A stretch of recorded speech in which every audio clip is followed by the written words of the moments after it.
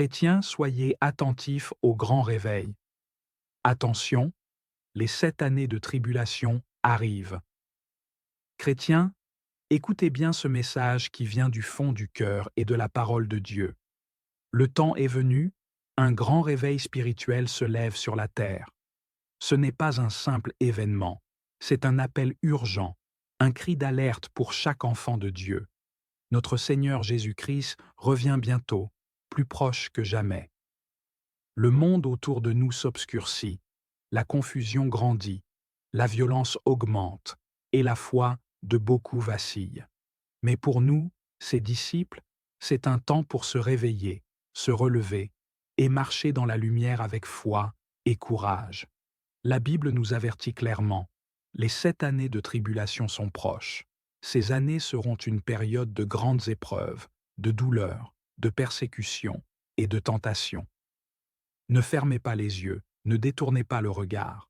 Le Seigneur nous demande d'être prêts, vigilants, comme des sentinelles sur la tour. Ce temps ne sera pas facile, mais notre espérance est ferme en Jésus.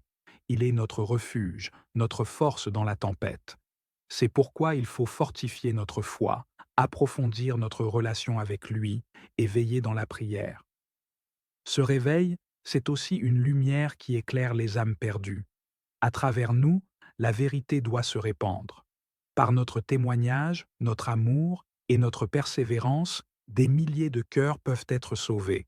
Ce n'est pas un temps pour la peur, mais pour la foi, pour se rapprocher du Père. Alors, chrétiens, ne dormez plus. Soyez attentifs aux signes des temps. Mettez votre cœur dans la prière, dans la lecture de la parole et dans l'obéissance à Dieu. Le Seigneur veut nous utiliser comme lampe allumée dans l'obscurité. Chaque jour est une opportunité pour se préparer et pour préparer les autres. Que le Saint-Esprit nous éclaire, nous fortifie et nous garde dans l'amour de Jésus-Christ. Car au-delà des tribulations, il y a la promesse d'un avenir glorieux, la victoire finale du royaume de Dieu. Restons fermes, pleins d'espérance, car bientôt nous verrons notre Sauveur face à face.